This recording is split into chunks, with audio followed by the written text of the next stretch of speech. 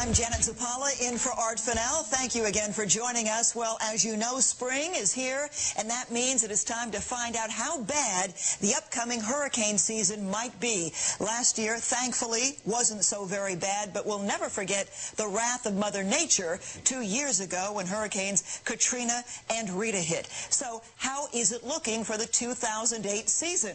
CN8 meteorologist Justin Locke following some early predictions. He's here now to lend us his expertise. Some of these forecasts are made as much as 6 months in advance, and most of this is generally to appease the public and also to raise awareness as well. So currently, this is the U.S. hurricane forecast for the Atlantic Basin. So far, we're calling for about 13 named storms, 7 of those hurricanes, 3 of those major hurricanes, and they will be tweaking this in the next day or so, and then NOAA comes out with their official forecast in the month of May. Now, the reasons really for the expected busy season, we'll just simply put it, warm sea surface temperatures like we've seen the last couple of years, low wind shear, low turbulence in the upper levels of the atmosphere. This allows the hurricanes to build, and lower pressure readings as well as these storms trek from Africa toward the United States as well. I'm a man of numbers, so I real quick want to do some comparisons because people, of course, remember the 2005 season,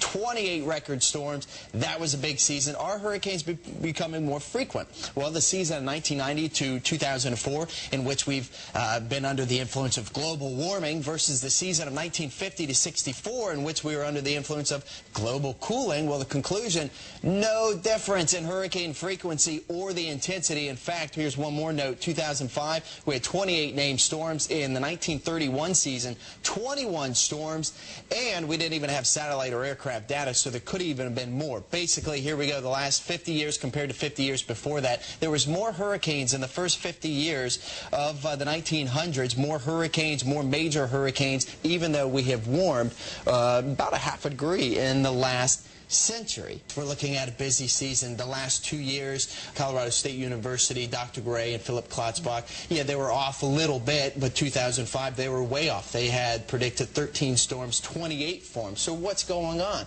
Well, you're never going to know. It's impossible, but of course, we're trying to appease the public. We're trying to raise awareness to the fact that hurricanes can and do form whenever they want. You need all the certain ingredients available, and that's where you come into your plan and preparation. And the bottom line, yes, is that people have to be ready just in case. Did I hear you say that the 08 season could include 3 major storms? Right, and that's anything over 111 miles per hour, and on any given year, we've got a 50-50 shot anywhere along the U.S. coast of seeing one of those hit. So a 50% chance, that's every year. But last year, we had Dean and Felix, 2 monster hurricanes, huge hurricanes with winds of 160 miles an hour. Didn't affect the U.S., and we've got footage right here, and I believe this was of Dean, and that affected portions of the Mexican and Nicaraguan agricultural areas. So that was way down south in the Caribbean, and then the rest of the season was pretty quiet because it didn't affect us. Justin, how much does global warming have to do with hurricanes? Well, I showed you that graphic as well.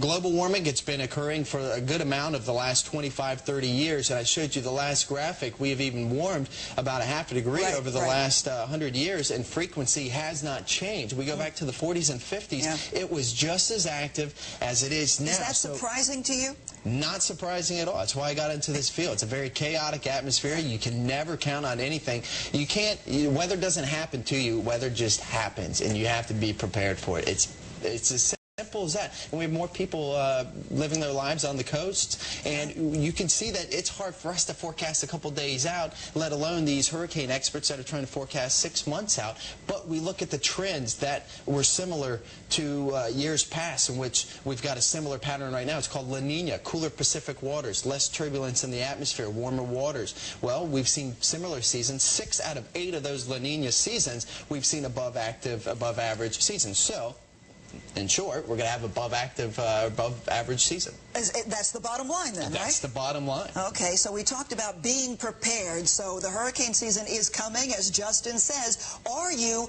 ready? Are you prepared? Okay?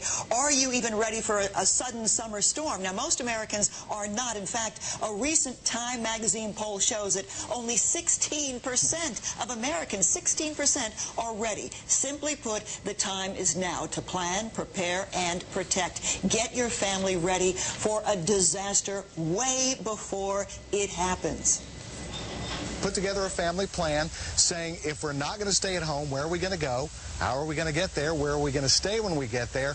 And get a contact, out of state if possible, so if your family gets separated, you can contact that person and let them know how you're doing. The prepare part is we want to make sure you have the supplies to not only keep yourself happy, but to keep yourself healthy. And you start that off with water. You want at least a gallon of water per person per day for hygiene and drinking, 3 days worth at least, and 7 days if you've got room to store it. And of course, you want easily to prepare foods like canned foods and dry foods. And if you're going to use cans, make sure you've got a can opener that's manual, so if the power's out, you can open those foods. And then you need other items like a first aid kit and, of course, batteries and flashlights. You want to make sure you can light your way when the disasters happen. We started this effort about 8 years ago after Hurricane Floyd took so many lives in North Carolina. Did the wind get people? No. Did the storm surge get people? No.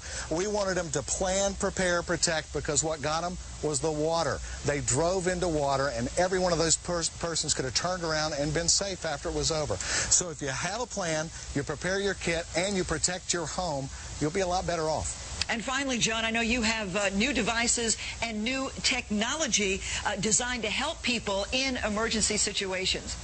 Sure. You know, this weather-ready series of lights has been out for a few years now. This is one of the new ones, 12 LEDs. It's super bright, comes with batteries, and those batteries will run this light for 100 hours on a single set of batteries. You've seen before when the power goes out at your home. You could still talk on your cell phone as long as the battery's good, because a lot of times the cell phone towers are not affected. But if you can't charge your phone, you can't talk on it.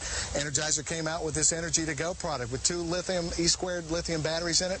It'll work in 40-degree below weather, like severe Pennsylvania winters, or even 140 above. Keep your cell phone so you can talk and even send text messages when things get bad.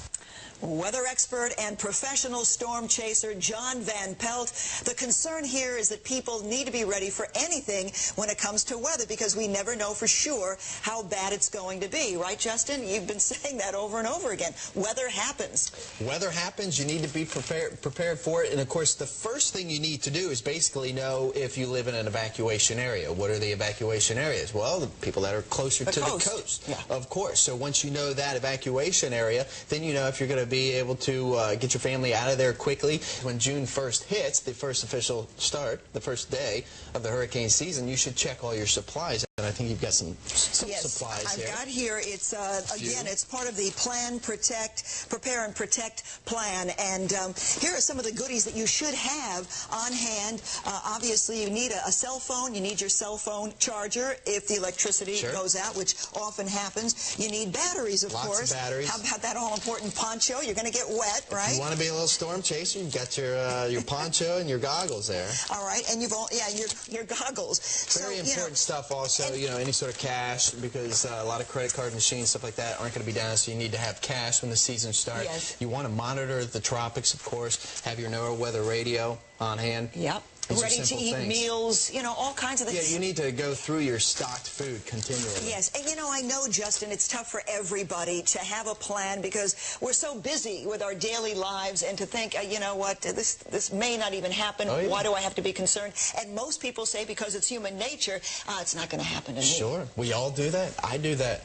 I don't live close to the coast, so at the same time thinking, well, I don't need to worry about it, but that's not the fact, because Hurricane Hugo, when it came on shore in Charleston, South Carolina, is a Category 4 storm, winds of 130 miles per hour, moved up then to Charlotte, North Carolina, still is a Category 1, trees ripped down all over the place, and even lives were lost there. So, yeah, well inland areas can still get hit hard. Yeah, it's not just about hurricanes, it's about lightning strikes and floods and all kinds of things that can happen anywhere. If you do live closer to the coast, you got to make sure you know your own home, know its flood hazards, how it goes windows against the wind, because these are the type of things that you're going to have to protect your home from. Right. Again, it's about planning, preparing, protecting before, during, and after emergencies. Justin Locke. One more thing. Yes. It's hard to predict, but some of the hurricane hotshots out there are saying that New England and the mid-Atlantic coasts are looking for about their time here, because it's been since the 30s when it was very active. We had several huge hurricanes affect the Long Island areas and southern New England, so we're not exempt from it. All right, so we're hoping for the best. Yes. We're hoping you're wrong, but we're going to keep our fingers crossed keep them away. and be ready just in case.